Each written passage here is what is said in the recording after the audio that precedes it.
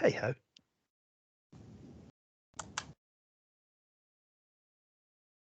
Okay, well, I think we'll make a start. Good afternoon, everybody. Nice to see you all. My name is John Alexander. I'm one of the principal engineers in the Network Rail Technical Authority, and I've been working on ETCS for quite a long time and still learning. And every time we work through some bits of ETCS, I find something I didn't understand properly, hadn't read correctly. And one of the areas I've been looking at over the last month or so is the confidence interval. How does a train on ETCS know where it is? So just before we start, a little bit of housekeeping.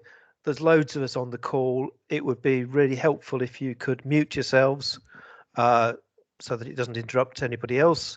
And also if you could keep your video off, because that reduces the bandwidth requirements and hopefully we'll get a more reliable team session.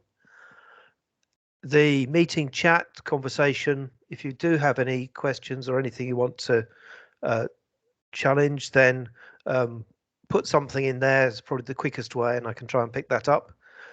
If you think I've got something completely wrong, well, do stick your hand up or unmute yourself and interrupt. Because as I say, I'm still learning and sometimes we all make mistakes. So I think the other thing to say that this is not a formal training course. This is just my views on life, the universe and odometry. Hopefully you'll get something from it. But we are also working with our capability development teams on a series of e-learning modules, which are due to be published this summer, and they will cover the fundamentals of ETCS and will also include some opportunities for people to gather on a Teams meeting to discuss what they've learnt, to go through some of the exercises. So that just gives you a little bit of an idea of what is going to be in the first part of the system fundamentals. It's going to be targeted at scheme designers, project engineers, test and commissioning engineers and senior asset managers. It will be available to everybody via the e-learning suite, and there'll be a number of modules covering data, positioning, movement authorities, transitions, speed profiles.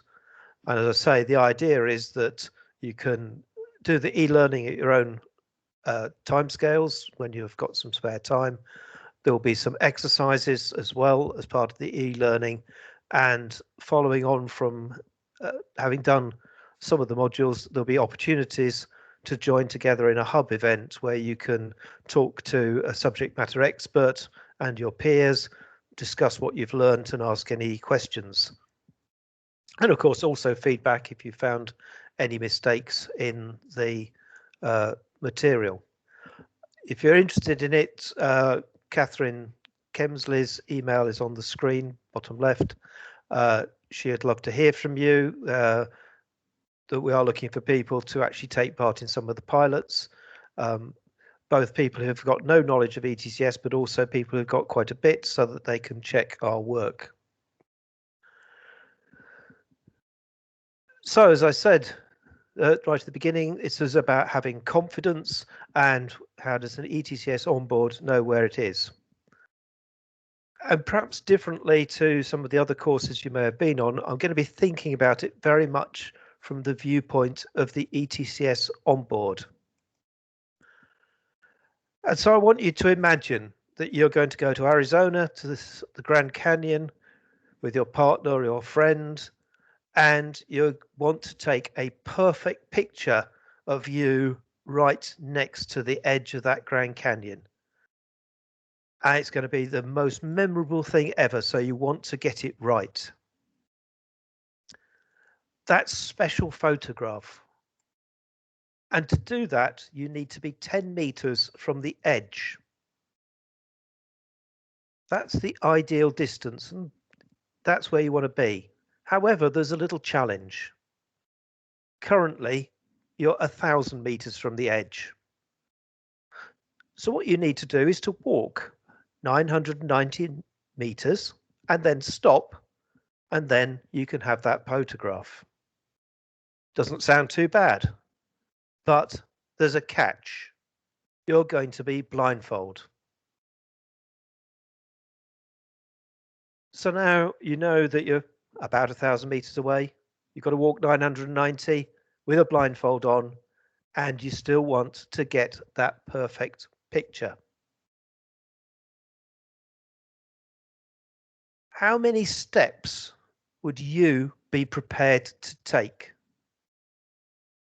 You know, it's really important to get that picture, but you also want to avoid a sudden drop. And unlike cartoons, going off the edge of the Grand Canyon is not something you're going to recover from easily. So we need to think about how far we would be comfortable to walk and when we would stop before we got too scared. And it's all about how much risk you're prepared to take. And the ETCS Onboard is making these same sort of evaluations. It doesn't have a map. It hasn't got GPS. It doesn't know where it is on the railway. All it knows is it's had an instruction that it can travel 990 meters and there it should stop. And also in its instructions will be that if it goes more than 1,000 meters, it will crash. It will go over the edge of the canyon. So how much risk are we prepared to take? So let's start about thinking about, do you know where you're starting from? Well, so far, all you know is that I've told you you're 1,000 meters from the edge. But how accurately did I measure that 1,000 meters? I could tell you that I used a measuring wheel. I'm sure many of you are experienced of using measuring wheels just like this to measure distances. So coming back from the edge of that canyon, I've measured 1,000 meters using the wheel. I think it's calibrated. I haven't got the certificate, but it's probably good enough. But the ground is perhaps a little bit rough. A wheel can bounce on a stone. Our 1,000 meters may not be exactly right, but it's good enough. So for those of you who have done signal sighting exercises or surveys, you'll know that a wheel going over 1,000 meters, a kilometer, you're going to get a small error. And that error is going to depend on how many times you take the measurement. Could depend on who takes it, which wheel they use, how careful they are. And typically, if you were measuring a kilometer with a wheel, you'll find that you'll get a roughly normal distribution of measurements from each time you take it. The bands on this graph are the standard deviations. So one standard deviation either side of the mean is in blue, 2 standard deviations in yellow. And if we do that sort of measurements and we analyze the results, we would end up with a high confidence that we're no more than 12 meters wrong. The more times we take the measurement, the more accurate we could be. We could use other techniques other than a wheel. We could use differential GPS and other technology. But for this purpose, we're going to assume that we're no worse than 12 meters out over 1 kilometer. Now, having got that information, we can now begin to think how far we could go and still be sure that we don't fall over that cliff edge. So our initial distance the ETCS Onboard has been told it can travel is 1,000 meters to the edge of the cliff. And we don't want to fall over that. So we need to make sure that we safely stop before that.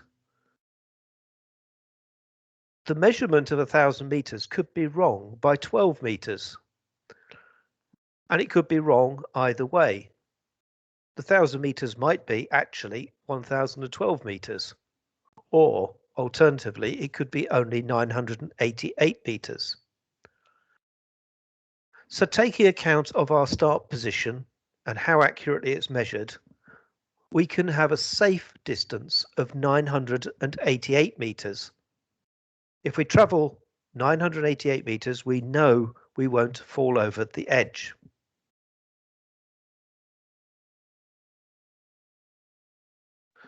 So where am I actually starting from? Well, my start location was marked by a cone. I put it down on the ground before I put your blindfold on. But how close were you to that cone when the blindfold was put on? Have you moved a little bit? How sure are you that you know exactly where you are relative to that cone? Let's just make an assumption that you were in 5 meters of it. You're probably a lot closer, but 5 meters, as we'll see, is a useful distance. So we had 1,000 meters. We had a potential error on that 1,000 meters of 12 meters. And now we have another error of potentially 5 meters. So our safe distance that we can walk, or the ETCS onboard can travel, has further reduced to 983 meters. You may now realize that if you went that safe distance, 983 meters, there is a good chance you're not actually going to reach that perfect position 10 meters from the edge to get your photograph. Anyway, perhaps we should start walking. But remember, you've got a blindfold on. Every step you take, you're going to get closer to that edge. How many paces of a nominal 1 meter long are you prepared to take? Are you an adrenaline junkie who loves the sense of the risk, or are you someone who is very cautious? And don't forget, it might only be 983 meters to that cliff edge, or it could actually be 1017, or anything in between. It's likely that it's about 1,000 meters to the edge, but we can't be sure. How brave do you feel? How brave does the ETCS onboard feel? So we're going to make our start walking towards that cliff edge. We're going to be taking our paces.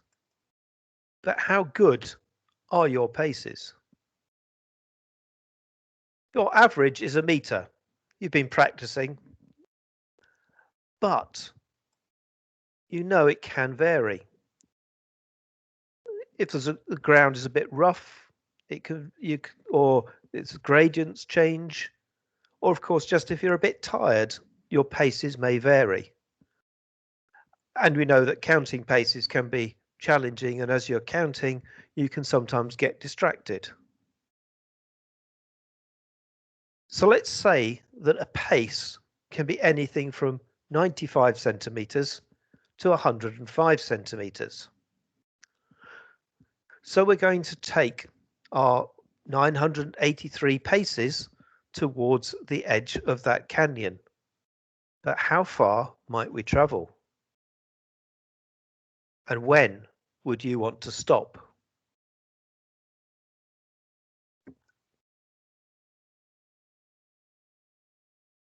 If you took 950 paces, and each of those paces was 105 centimeters, you'll have actually gone 997 meters. Not far off that 1,000 meters to the edge. But that 1,000 meters had potential errors in it as well. And if you want to make a safe decision, you're going to assume that every pace is the worst case And in this case, it is to assume it's 105 centimeters. And so we can now continue our little calculation. Our starting distance was a nominal 1,000 meters, but there was a potential error of 12 meters in that measurement. And there was also a potential 5-meter error in where we actually started from, which gave us a safe distance of 983 meters. But if we assume each pace is 105 centimeters, we would only be able to take 936 paces safely.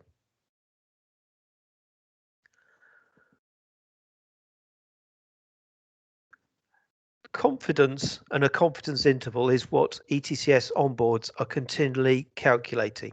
They are working out what is safe. And in the same way that we could work out how many paces we can take and how far we can walk with confidence, the ETCS onboard is making the same types of calculation. Now at 936 paces, you can be very sure that you will not have fallen over the cliff. But there again, you're not very likely to get that perfect picture, and that could spoil your holiday. And in fact, your most likely location is probably around 64 meters from the edge of the cliff. But you could be anything up to 128 meters from the edge of that cliff, or teetering right on the brink. Being blindfolded, it's going to be pretty nerve-wracking. How far do you walk? Have I gone too far? Was any of my paces more than 105 centimeters? Were any of the other measurements wrong? And I think if we think of it in the terms of us walking towards the edge of the cliff, we can actually then see how an ETCS onboard is applying very similar principles.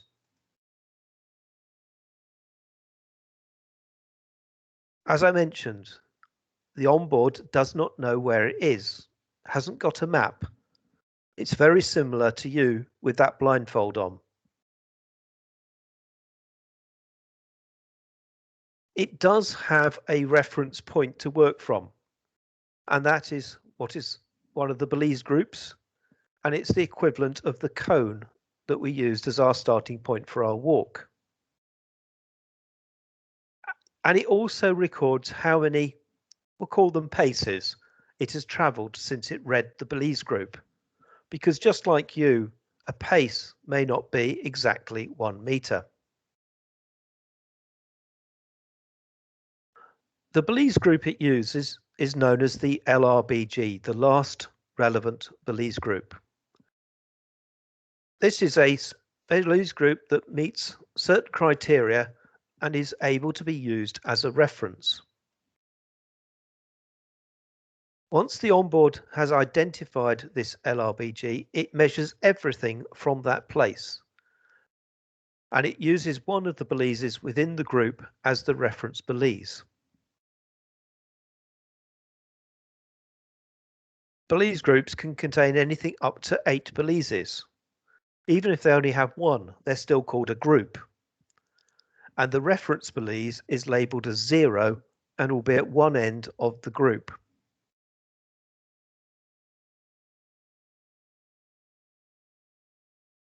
Now, the way that the onboard gets information about how far it can travel in ETCS levels 2 or 3 is to report the identity of that LRBG to the Trackside. And it says, the last relevant Balise group I read was this one, and I think I am now so many meters from that Balise group.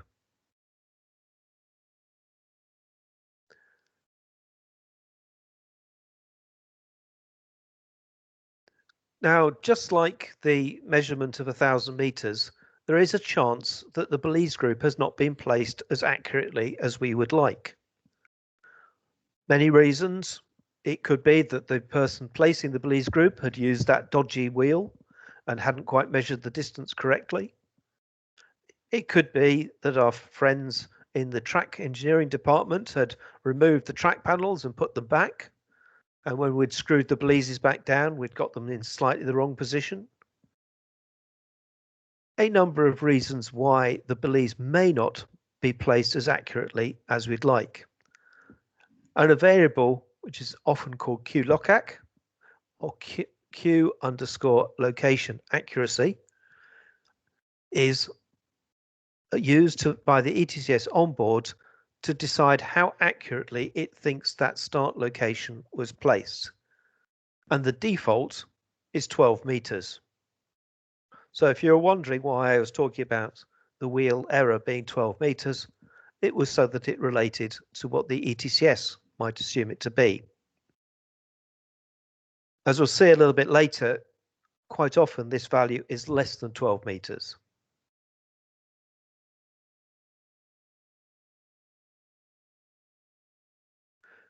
When the train passes over a Balise group, it reads the messages from it. And the way it does it is by continually transmitting a telepower signal down onto the track. That telepower signal, when it gets close enough to a Balise, causes the electronics within the Balise to power up and start to transmit back their inbuilt message.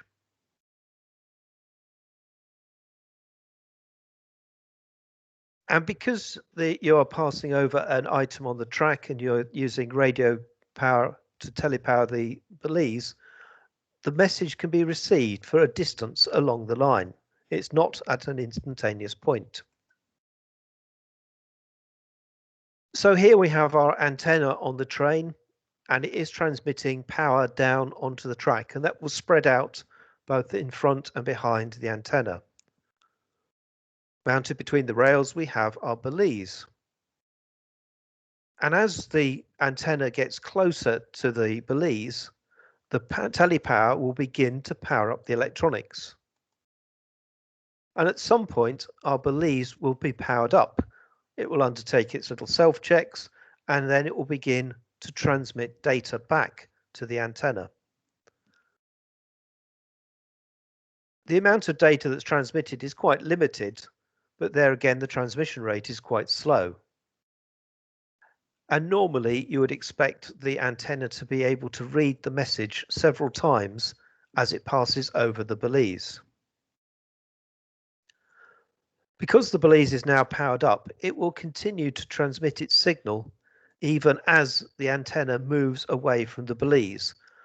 And so you may get reception of information for a short distance having passed the Balise until the antenna is far enough away that it can't read the Balise and the Balise goes back to its quiescent state.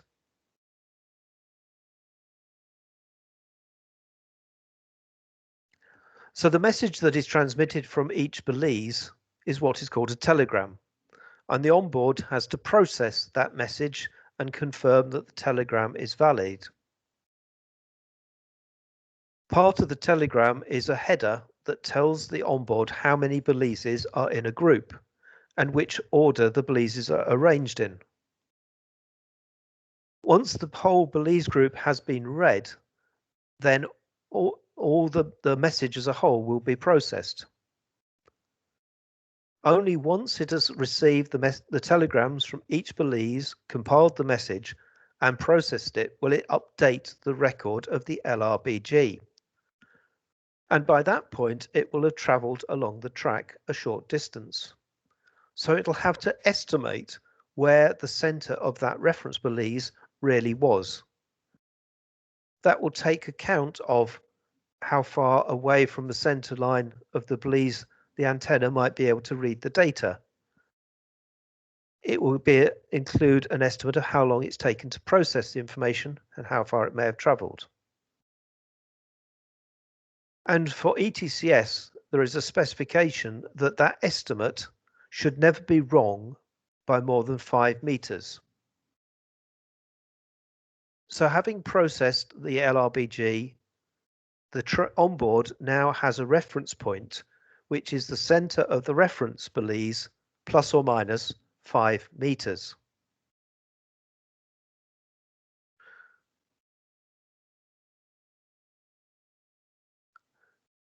So we're now going to measure the distance that we have travelled.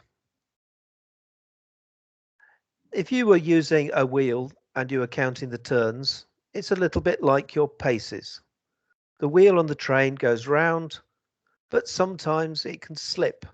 The wheel might be a little bit worn. Your pace, or the train's pace, may not be completely accurate. We don't normally just use wheel turn counts as part of measuring a distance for an ETCS onboard. We normally use a number of systems which can be used to reduce the error. But the error has to be designed to be less than 5% of the distance travelled. So every metre that the train considers it is travelled could be as short as 95 centimetres or as long as 105 centimetres. Now you may think that trains actually measure the distance much more accurately than that, and that is in fact the case.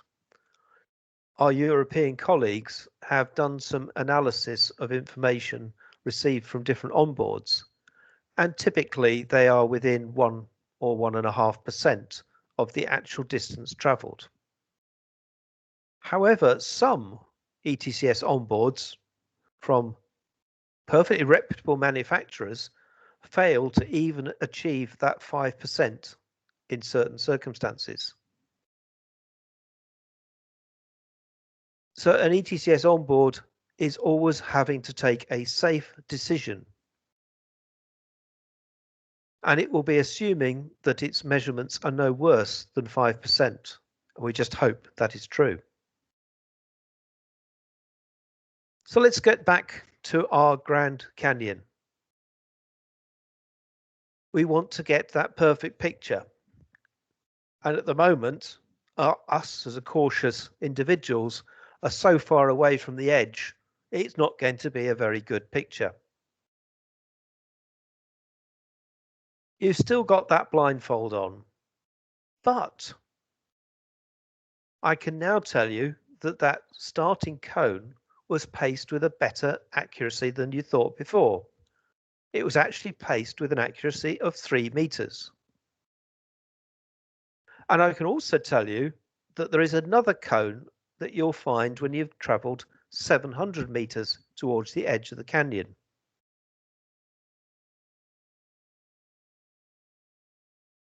If you don't reach that next cone when you expect to, then you need to stop. And this is all about providing linking. And the linking is between these cones or between Balise groups.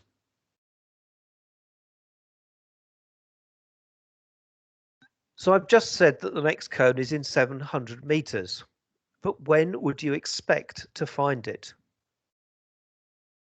Well, ideally it should be exactly 700 meters from the first cone, but we know that the first cone could be up to 3 meters wrong. We also can be told in the linking information how accurately the next cone is going to be placed. And in this case, it's also potentially up to 3 meters wrong. And we have to remember that our ability to read a Balise group, or in this case, a cone, is plus or minus 5 meters. And our paces might be out by 5% of the distance we travel. So over 700 meters, we could be out by 35 meters in either direction. However, we want to find that cone because we've been told that if we don't find it when we expect it, we must stop. So we need to think about when we would expect to find the cone. And this is something called the expectation window. So we would expect to find it in 700 less the 3 for the starting accuracy, the 3 for the second cone, and the 5 meters for the reading accuracy. So we'd expect it not to be any closer than 689 meters. we'd also expect that it wouldn't be any further than 711 meters by putting the margins on the other way. So we have a window of 22 meters when we would expect to find that cone. However, we also know that the paces that we take, or the wheel turns of our train, may be out by up to 5%. So the fewest paces we might need to take to get to the cone would be, well, I've got a number wrong.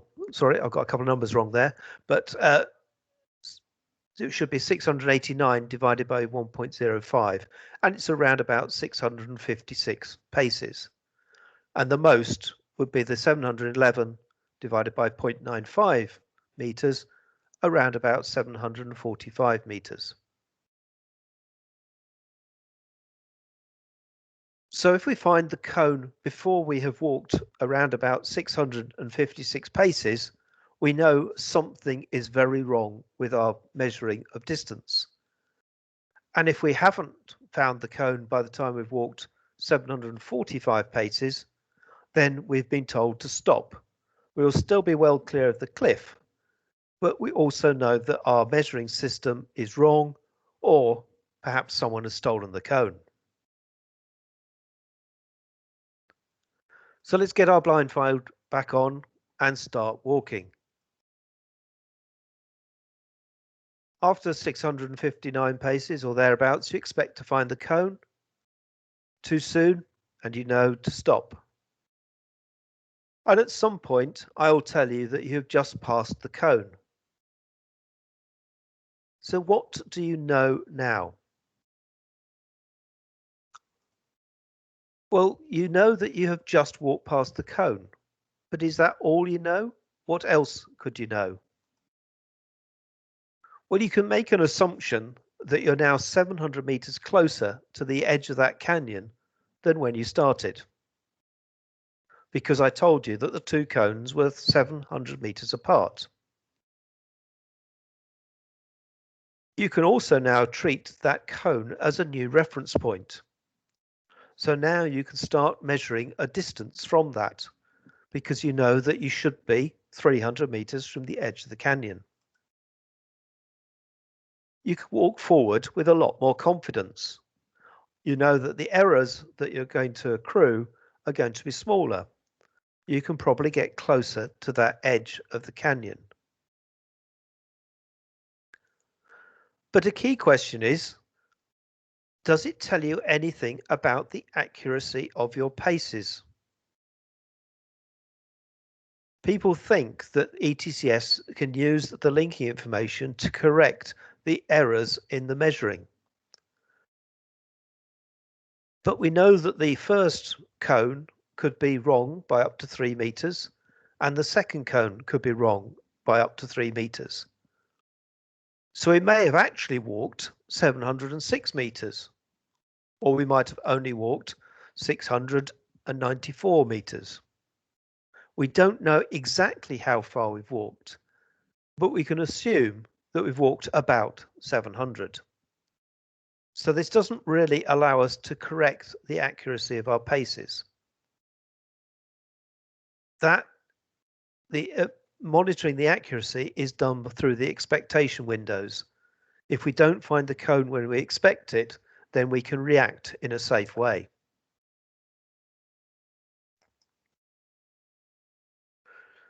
So how many paces to go? Well, we started with 1,000 meters. We had the errors of 3 meters at the start position and 5 meter from the error, giving us a safe distance of 991 meters, a rough safe paces 943. Having now got to the second cone, we know that we have 300 meters left to walk.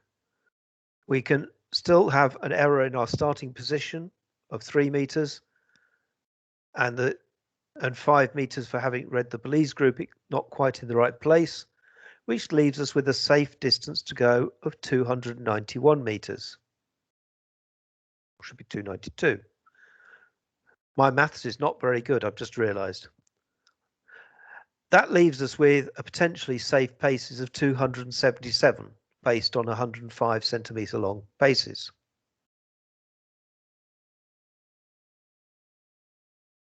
We have a range of distances that we might be from the edge, from right on the edge to about 112 meters. And now, having gone from the second cone, the range of distances when we've walked that 277 paces is reduced to about 51 meters. So we have gained confidence in how close we will be to the edge. We're still not going to get our perfect photograph unless we're very lucky.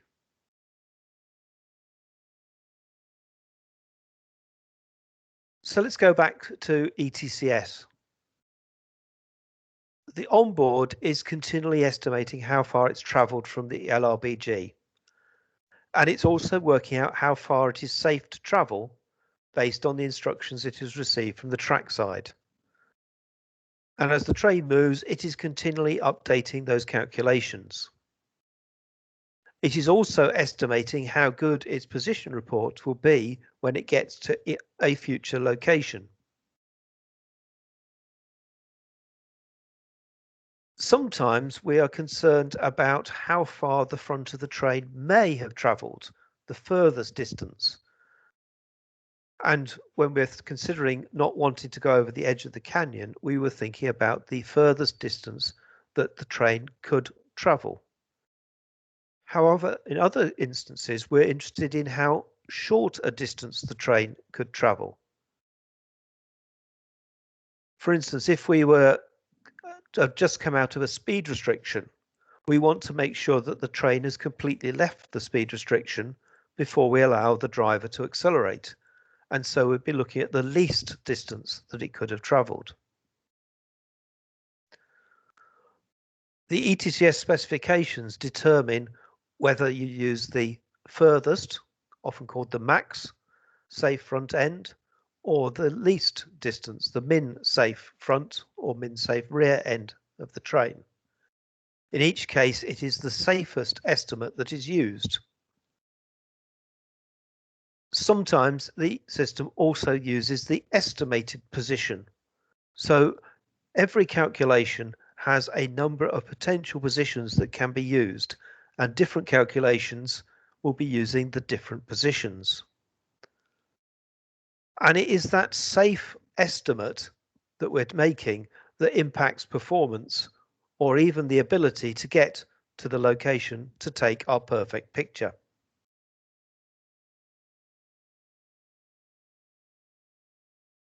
If you look in the ETCS subsets, you'll find drawings such as this one.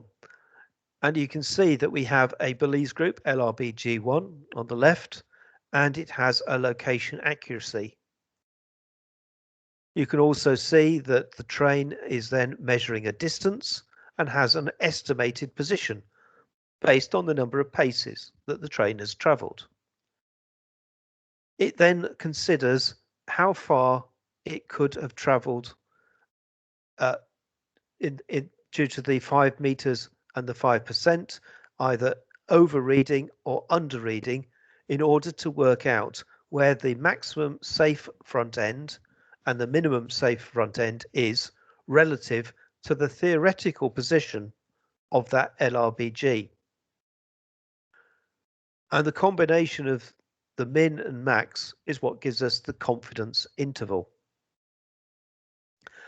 And as the train proceeds along the track, that confidence interval increases.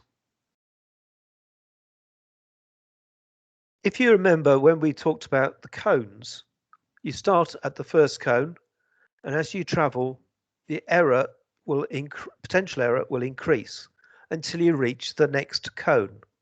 And at that next cone, you can restart that error calculation. When you reach the first Balise group, you know you have travelled 700 meters, plus or minus. So therefore, you can now start measuring your distance again. And so the confidence interval follows that sawtooth pattern you see at the bottom of the diagram.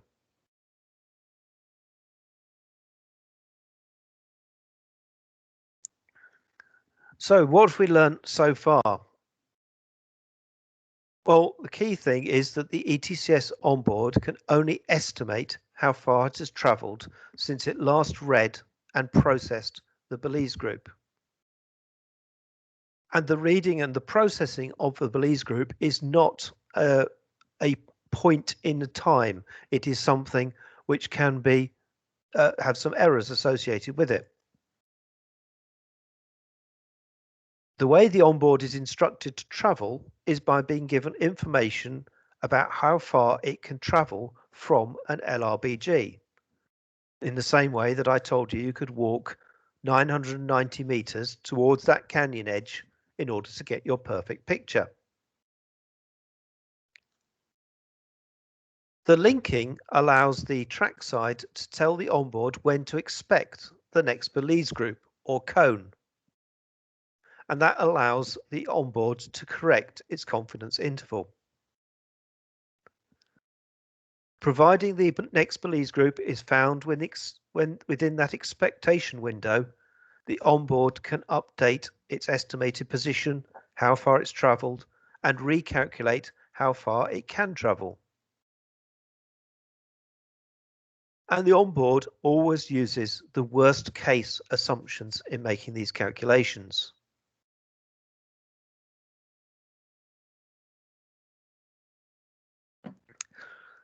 So back to you with your blindfold. Will I confidently stop?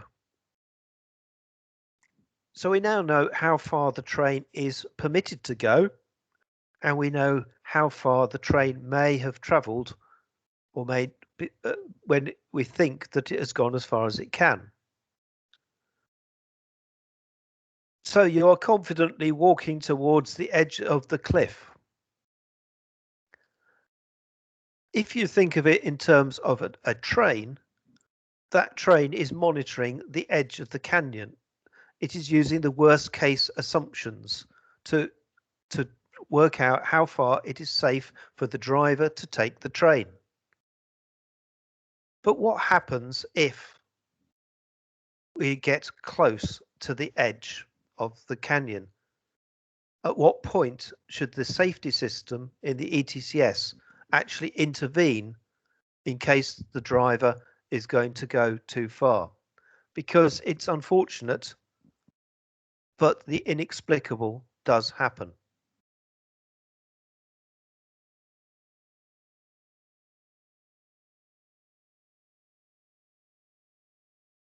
Now, I know what just bear with me a moment. I just need to, I'm just going to stop sharing because I realized I didn't put the sound on when I shared it. Bear with me 1 second.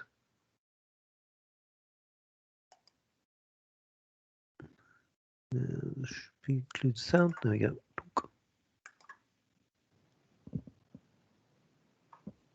Yep, that's better. Right.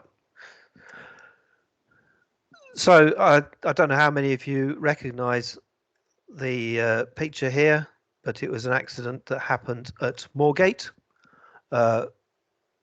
Moorgate, which is now part of Network Rail's infrastructure. It wasn't actually that long before it was transferred from London Underground to Network Rail, well, British Rail at the time. And for reasons that have never been understood, the driver continued to drive the train through the platform and into a short dead end tunnel. And what you're seeing there is, I think, the third coach and the first and second coaches were crushed to form about the space of one coach, and quite a few people lost their lives. So we don't want that to happen, and ETCS helps us to manage the risk. So the first thing is the ETCS knows where it is safe to travel and where it must have stopped by, and that is known as the supervised location, shown as SBL at the bottom right.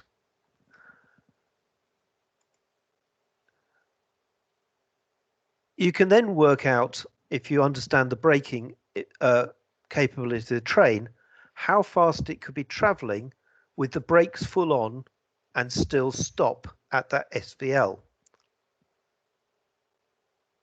So we get a first curve. However, brakes don't work instantaneously. They take time. And we need to allow for that time for them to work. So the blue line is the distance and speed graph once the brakes are fully applied. The little arrows bringing over to the yellowy line are showing where the brakes need to start being applied, at what distance and speed from the SVL, in order that they are fully applied and the train will brake down that blue stopping curve. So you can see that we've got a margin built in. Now at that instant at Moorgate, the train was still under power when it went into the dead-end tunnel. As I say, we don't know what happened to the driver, but it appears that he was still leaning on the dead man's handle and had the power controller in the power position. So we need to allow for the train to intervene when a driver is doing something completely out of character. And we need to allow for both cutting the traction power and for the acceleration of the train to die away. Trains don't just stop accelerating immediately. There is quite a lot of inertia in the system. So now we have a green curve showing where the train needs to intervene to cut out the power so that the brakes can be applied, so that it will then be able to brake with full emergency brake and stop at the supervised location.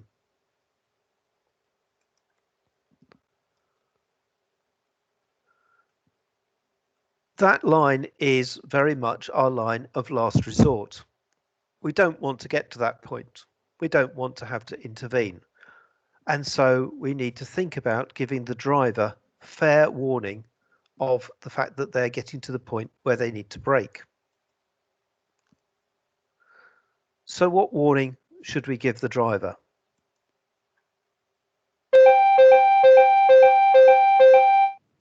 Hopefully you heard that, a sound, a warning alert that the brakes are about to be applied if the driver doesn't react quickly. And that is given a few seconds before you'd get to the curve where the brakes would be applied, the green line. So we can see another offset to the orange line. The warning could be a little bit late because by the time the driver's reacted, we may already have the train applying the brakes. So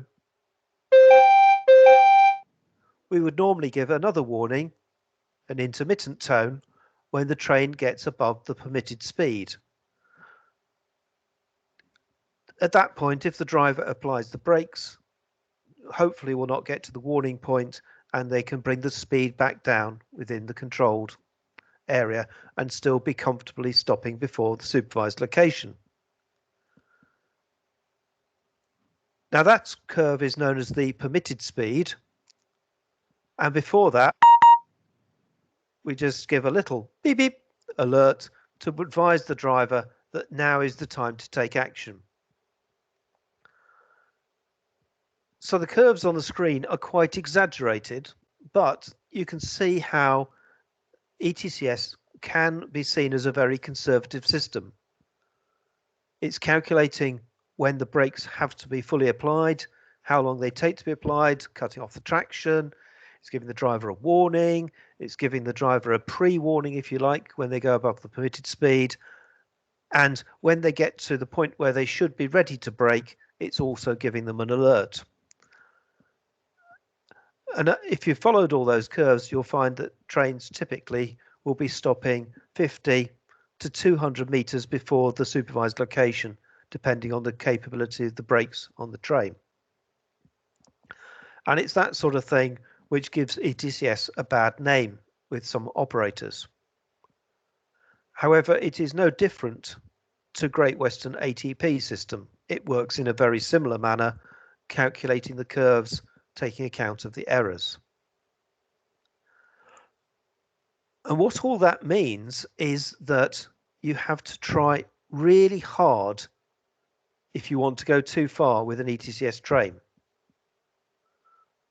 That driver's got to ignore the alert, the exceedance of the permitted speed, the warning tone, and keep the power on, and then for the system to have to intervene. And even then, it's very unlikely that you'll go past the supervised location. The chances of achieving a collision are very small.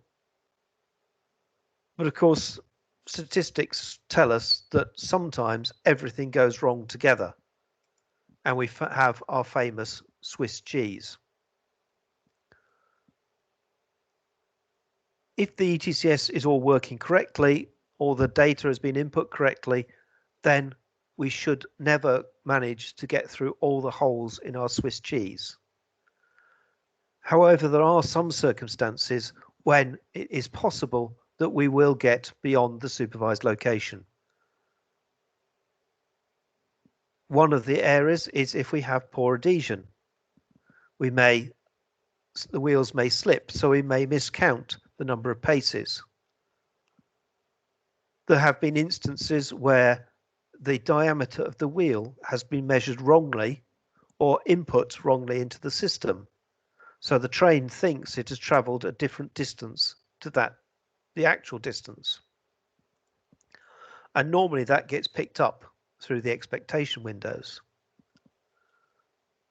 Our colleagues in Switzerland had a slightly different problem.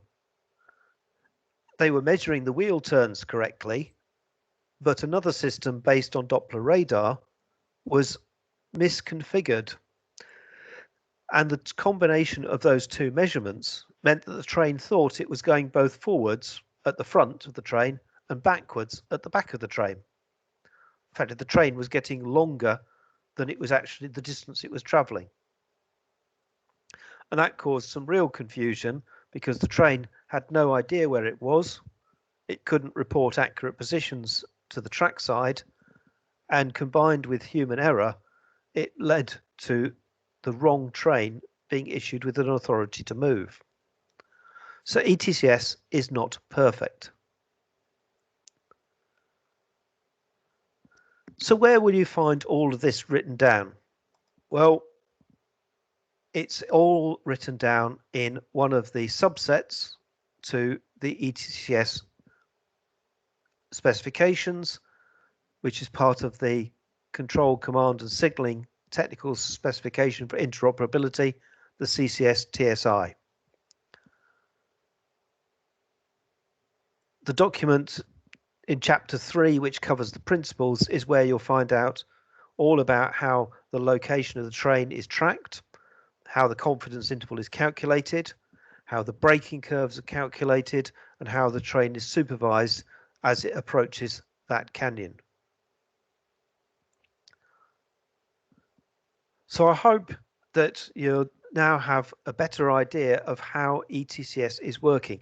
And it's really important when you are thinking about the confidence intervals to think about it as our blindfolded train. Nearly every diagram you'll see on other training courses will show you the train's position on the real track. It forgets that the train doesn't know where it is on the track, and you have to consider the blindfold train and how it might be working.